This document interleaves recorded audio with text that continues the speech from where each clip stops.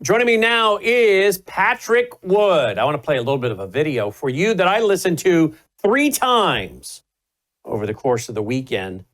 Fascinating, insightful, trending, showing us where we're going.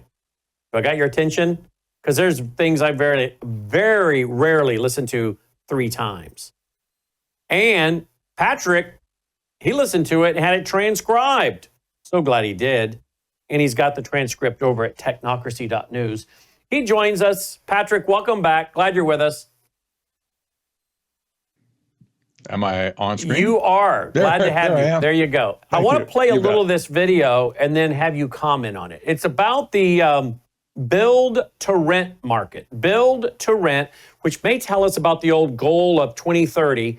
By 2030, yes, you'll own nothing and be happy. You'll be renting everything. Everything will be a subscription, right? By the way, I saw recently and reported in my Worldview report where one car company, if you want the full power of your car, you're going to have to sign up and get a subscription to access the full power of your car. And then you have different features. Well, pretty soon your refrigerator and all these things will have extra features, but you're going to have to pay a monthly subscription to get those. Seems that's where we're going. Now, isn't it interesting that World Economic Forum has said now the last several years, by 2030, you'll own nothing and be happy.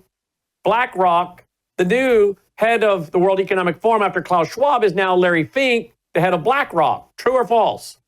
Yeah, exactly. And he's also a member of the Trilateral Commission, I might add. Yep. Just saying. And just saying. Reportedly, they're going around buying up lots and lots of rental properties, houses. Yes. And now there's a report.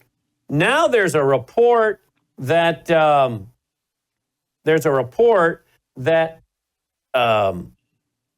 one second, guys. There's now a report that Buffett is dumping a bunch of money. Here it is. Warren Buffett's Berkshire Hathaway invests nearly $1 billion in home building giants. All right, folks, I want to talk to Patrick about all this, but I first want you to listen to a little bit of this video that is so fascinating. Let's see, I got to bring it back up. Here it is. Listen to this, guys. Here we go.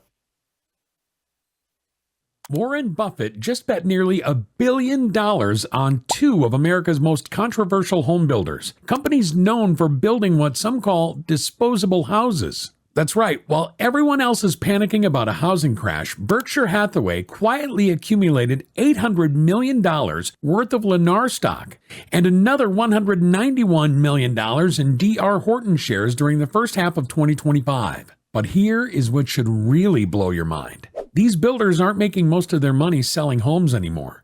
They're becoming America's biggest landlords through something called build-to-rent, and the numbers are absolutely staggering. The build-to-rent sector has exploded by 270% since 2019, with these companies now controlling over 350,000 rental homes across America. Look, I'm about to show you something that most investors completely miss about this housing market. There's a reason Buffett's team is piling into home builders right when mortgage rates are stuck above 6.5%, and the average American needs to earn $126,700 just to afford a median-priced home.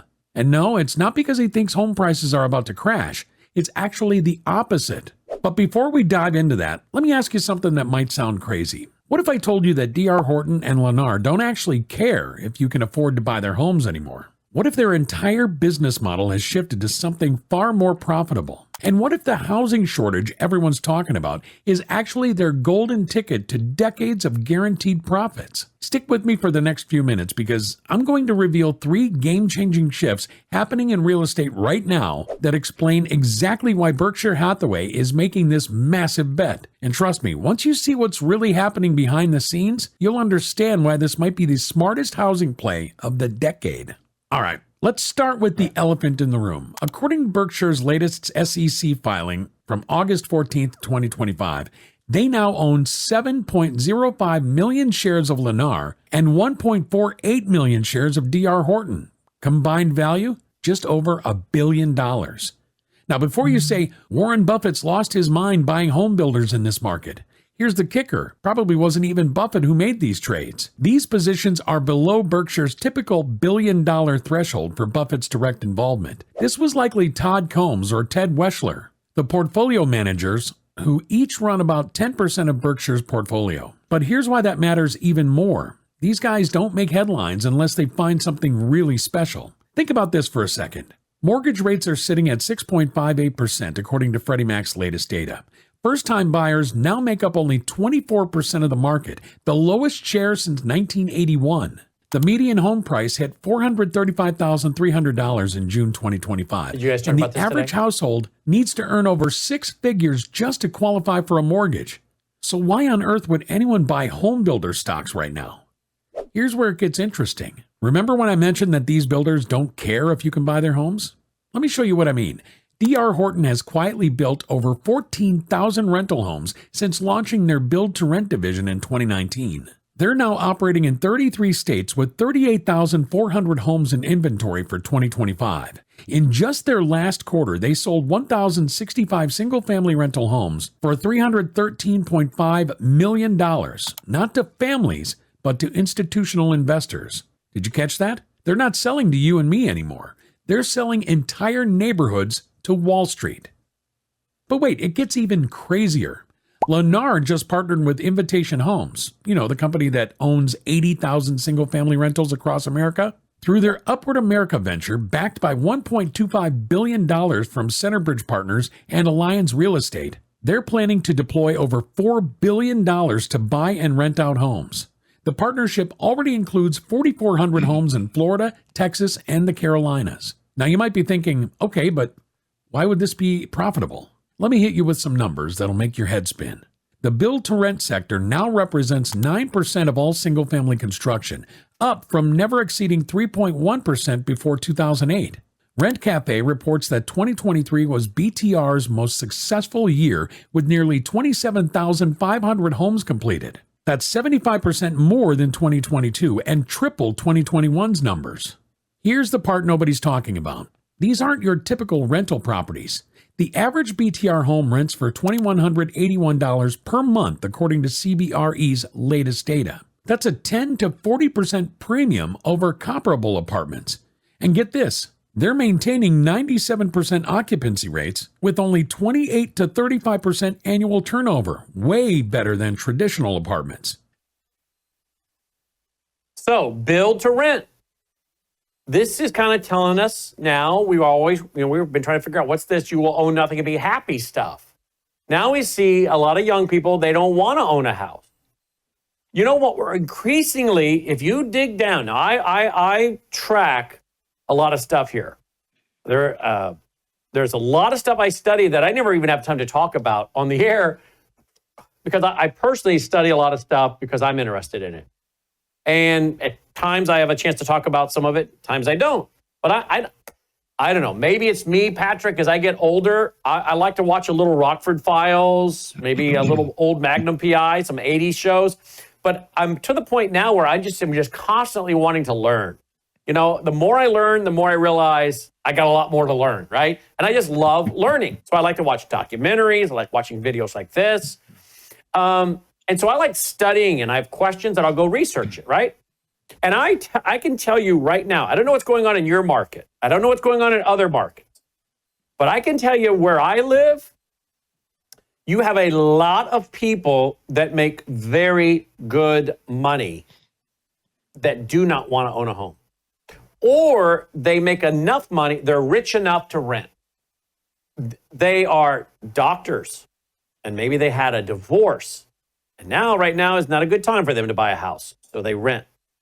I'm tracking with some of my friends in real estate, realtor friends of mine, bankers, to get a feel. And a lot of folks in their 40s and 50s are renting homes, not apartments, homes. They can have their own backyard, their dog, their kids or grandkids over, people in their 50s with grandkids or whatever. And many of them, they don't want a home anymore. They've either had a divorce or two, and they're just not in a financial position to do it, but they make enough money to rent, well, like they just said there, a $2,100, $2,200 a month house. Some of them, they want to spend their money on traveling. They don't want to spend it on property tax. They don't want to spend it on maintenance and ACs, breaking down, and refrigerators breaking down. They'll let the landlord take care of all that. They want to know they got plenty of money to enjoy themselves. I am seeing a trend where people are willing increasingly to not own a home. This seems to be fitting right into a demographic. I think people are thinking by 2030 you'll own nothing and be happy, is we're going to force this on you. Maybe in some areas they will. But I think the trend is what they're going with. And for some reason, owning a home, maybe be out of the reach of some people, but the American dream of owning a home, being married, having children, that's going by the wayside. The whole culture is being rewritten. What are your thoughts? This whole plan started in 2019, just before the pandemic hit, and it was obviously in some people's minds before that, but that's really when it hit. In the last 10 years, especially, maybe 15 years, the affordability factor of homes have changed people's expectations of not owning a home because they could never afford it in the first place. 10% down, 20% down, that's not in the cards for many people, especially the under 30 crowd at this point. They have trouble getting jobs. Even the college graduates have trouble to get a job. Basically, they've given up hope of ever owning a piece of America. Then you have certainly other factors entering in as well, but the home builders at this point and these big investment companies like BlackRock and so on, they figured out another profit model that doesn't depend on interest being charged and giving equity to the homeowners. They want to have the home in their possession, and the rent they can get off that rental is more than the interest they got in the first place. So you see, all of a sudden, they've developed a market that can be 20%, 30%, or 40% richer for them. This is going to sweep the country at this point. Some states, by the way, are pushing back. Some cities are pushing back as well. But this trend is going to continue. And because all of these asset funds like BlackRock, they have billions and billions and billions of dollars in cash. This is not debt. This is not debt at all. They have all this cash. They want to put their cash into resources, physical things. So they're dumping it into housing. Well, where is this leading? Obviously, you can see that if the political forces don't stop it at this point, some might, but you can see where this is going to be headed, because all the cash is going to be eventually in the hands of these giant companies, just reinvesting as fast as they can go. At some point in time, there will be no more houses on the market for sale, or it'll squeeze the market so horribly that prices will just skyrocket for the remaining houses that are available for buying. But at this point, the companies that are buying out these whole neighborhoods, they're not giving up any house for sale. They won't do it. So all of those rentals now, they're not ever going to be for sale again. Where does that leave the rest of the market? Well, it leaves the rest of the market really hurting. Logan, Thomas, is that called the Villages at Shelby Station? Is that the new big, beautiful white and brick apartment buildings back there by south of Beale, the restaurant? Is that called what's that project called?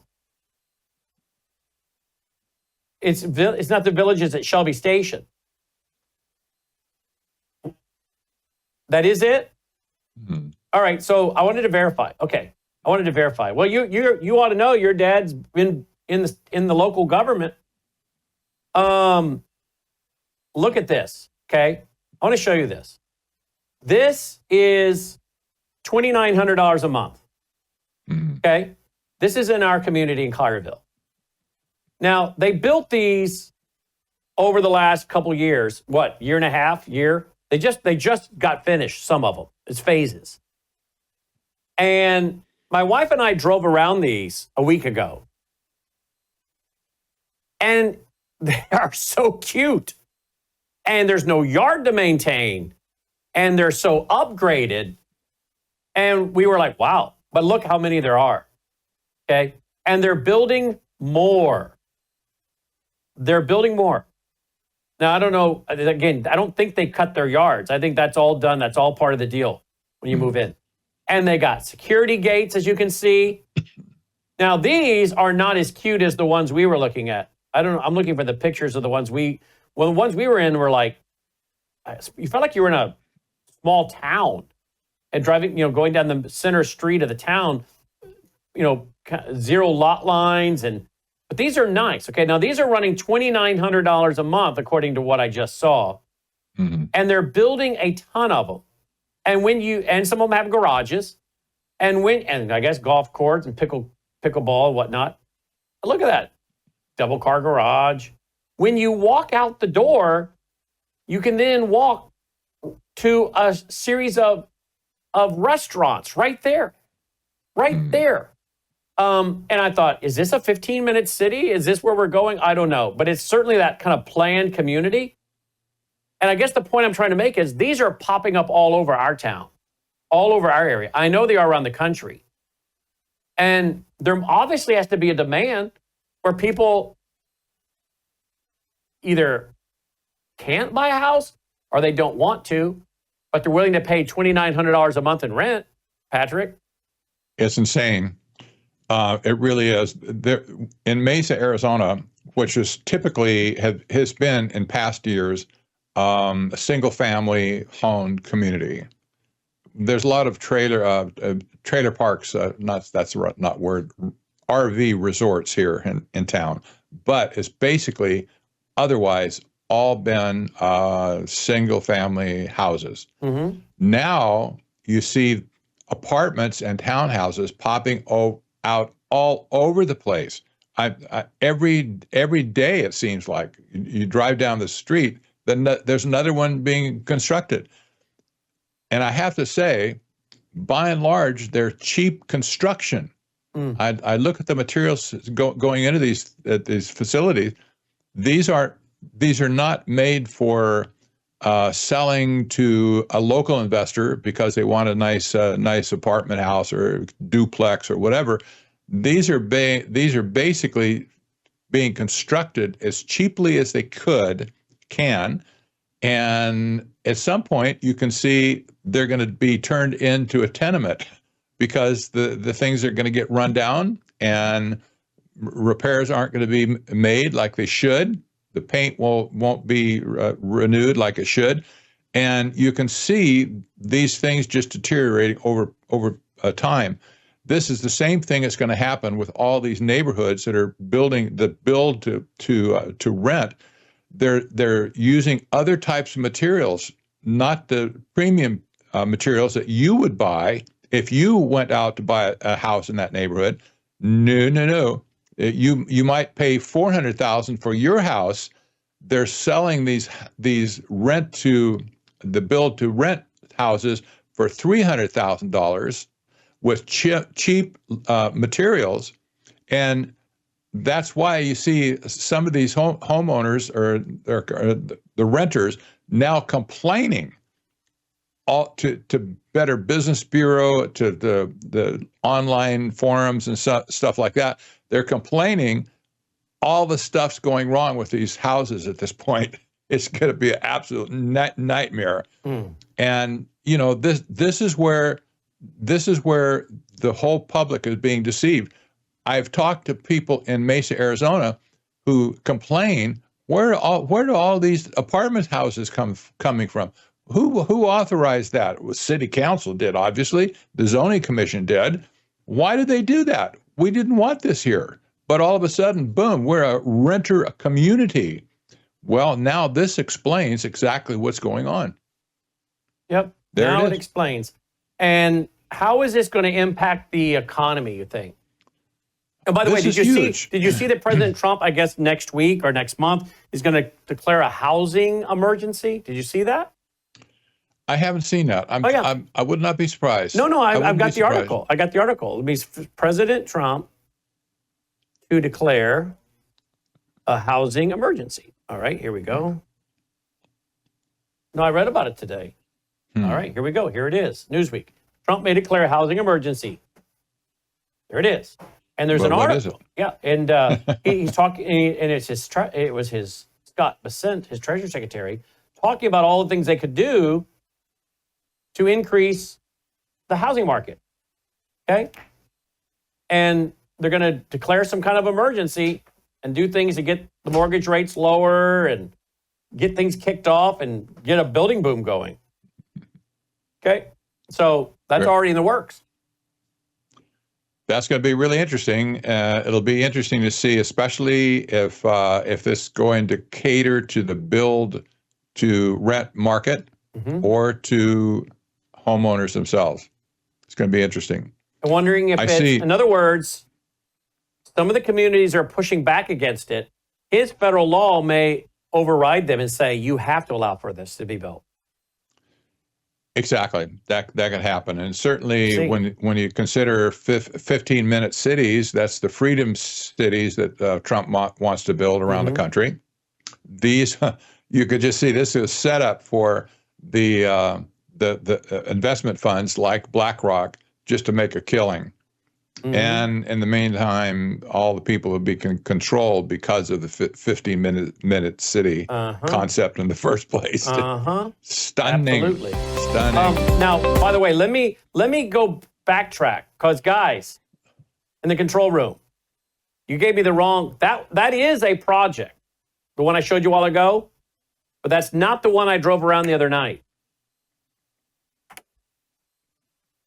Yeah, well, I'm going to show you. This is called Water Tower District at Schilling Farms. This is the one I was talking. That's in our town too, the one I showed.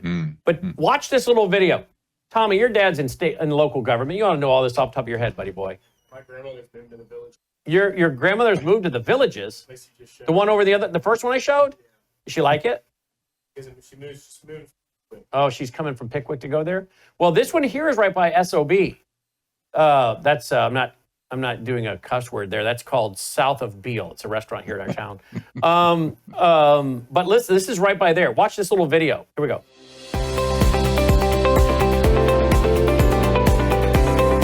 All right, see, there's the restaurant SOB, and this is an older, done during the winter. Obviously, I'm going to mute the music and just talk over it. And I'm not doing a commercial for these fellers. But the point I'm making now, there are those buildings right back. There's the guy with one of the investment companies behind it. And those are beautiful shops. Some of you that come to town for our national conference may go to one of the restaurants there. There's some really good, there's SOB. They got great hamburgers. There's others there, pizza place right next to it. That's a nice area in the center of our town. And then right behind it, the same developer are building these townhomes, apartments, wherever they are. And that's a little eating area there. And you can walk to that little area from your apartment, okay? And it's called the Water District, okay? I'm using this as an example because come back to me, guys. This is what my wife and I rode around the other night because we just had never had the time. Now look, here's what they're building there. Look at that, okay? Florist, different things, and then you got your apartment or whatever, and of course you could walk outside, walk right across the street, all those restaurants and whatnot, and they're going to be doing more. This is the reason I'm bringing this up is this is obviously very appealing to a lot of folks, and this is kind of where we're going, is it not? It is, and I will bet most of those units will be rented rather than sold. Yeah, that would be my guess. Yep. Can somebody check? Are they mostly rented, boys? They are. He's saying they are rented. Yep. Yeah, I would think. You don't own them. You rent them. I wonder what the starting price on those is, guys. Does anyone know? I think around $850 baseline. $850? No way. No way. Way too cheap. I would be stunned. No way. It's Tim Blue that's doing it. Yeah, I know who's doing it. I see his signs all over town for the last gazillion years. Find out what the rent is on that, boys. Interesting. Those are not, they're very nice from the exterior. Now I have no idea what the Yes. interior looks like. This whole idea of mixed use. Okay, there we go. 1 bed, 1 bath, $1,700. 2 beds, 2 baths, how much?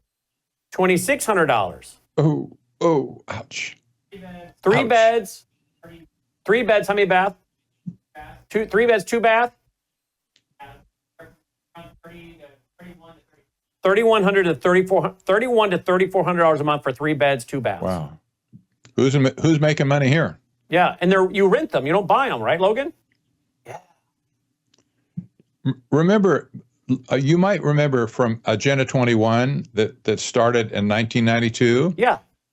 The concept was to build, and this same thing happened with 2030 agenda.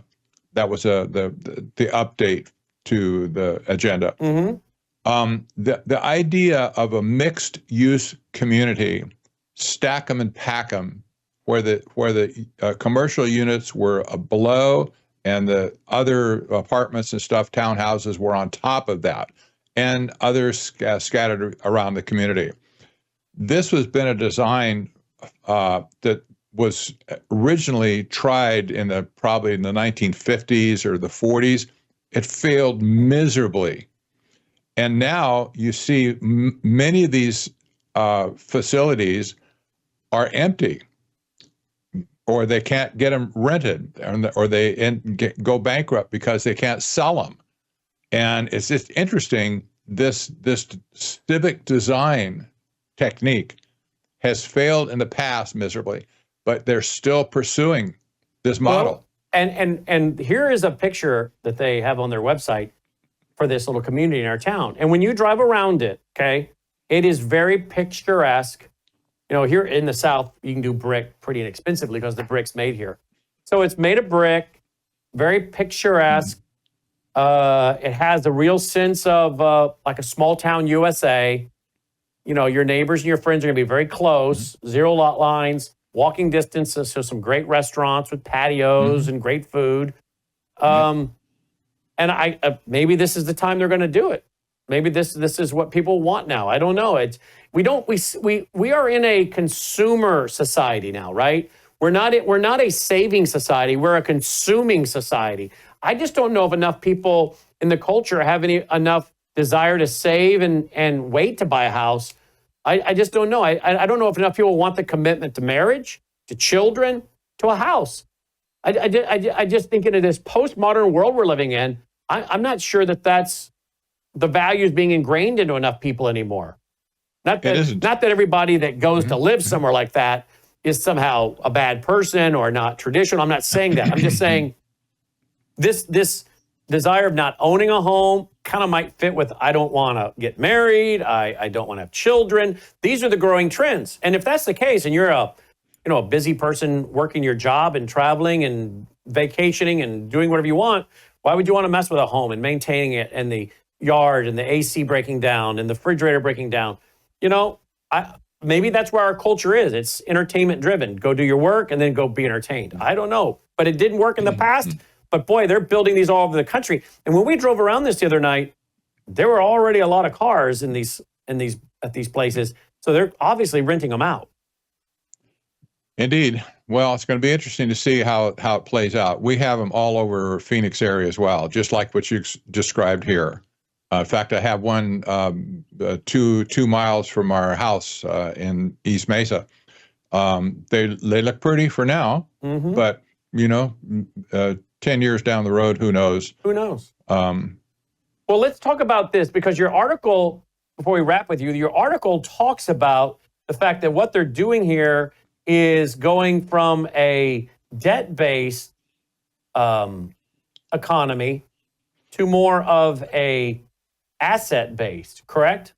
Exactly. I can see the handwriting on the wall. We've talked about this several times off air, a couple of times on air. I see a switch coming very quickly a flip-flop, if you will, from a debt-based system to an asset-based system. What does that mean? Well, it's going to be basically that's going to mean the commercial banks are going to be out of business. Probably the Federal Reserve is going to have to change its role some radically, actually. And if the whole system flips, where debt is now not outlawed, but debt is just wiped out somehow, you see the rise of the asset-based economy, where the assets will be rented out by these giant companies that have the cash at this point. And you can see how the whole thing could flip over. But here's the problem. This video that you played in the beginning of this segment, the guy talks in glowing terms. Oh, you got to get on the bandwagon. You should be investing in stuff, and you rah, rah, rah. Well, the thing that he misses here, that means the end of private properties. You can't do that in a capitalist system and think that it's going to stay. It has to have private property throughout the system to survive. Remember, all of the businesses, all the small businesses that have been started over the years, last 50 years, they were started when somebody had an idea, they wanted to do something. Maybe it was, building a welding shop or whatever, a tech company. Most of them started with equity in their homes. That's the only place they could get money. Otherwise, nobody would give anybody an unsecured loan. No, you pledge your house as collateral for your business, and then hopefully your business took off, and now you're employing all these people because of that. And the statistics I remember from 40, 50 years ago, 80% of every employee in America was hired by that type of a company. The small businesses, some of them grew to be medium-sized businesses, but nevertheless, small business was the backbone of America. It's not anymore.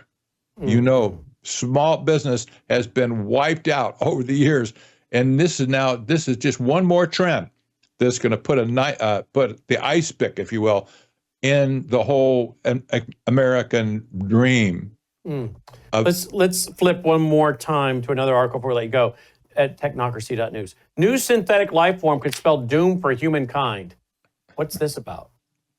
You can't make this stuff up. The scientists now, they've set their sights. Genetic science. They've set their sights on creating mirror life. That means that they're going to reverse the direction of how your DNA is circled together. If you put your hand in the air like this, around your fingers, where they're going counterclockwise. That's how DNA is constructed, right? If you do it this way, it's going the other direction. Well, they call this is mirror life at this point. Why on earth would you want to change the direction of how your DNA spins in the first place? Who wants that?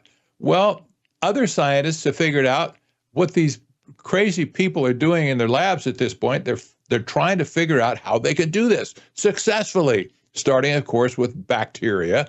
And if they can actually do that, where they can reverse the spin of your DNA or the more organisms' DNA, it might come up with something that was so devastating to life on the planet that basically it could wipe out all life on the planet, not just humans, but everything.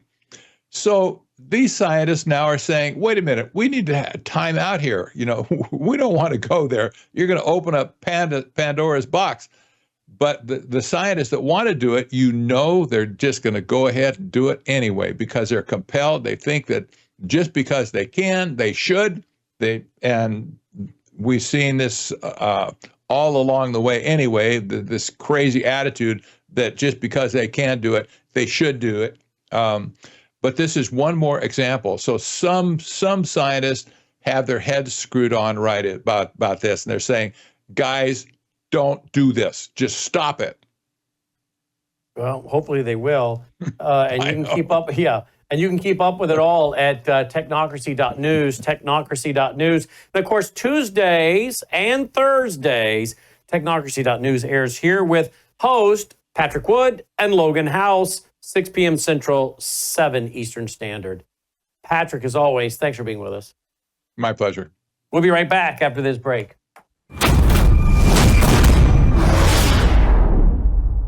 Hello, I'm Brandon House. I want to thank you for all your support at wvwfoundation.com that helps make possible pushing out 24/7 content for free.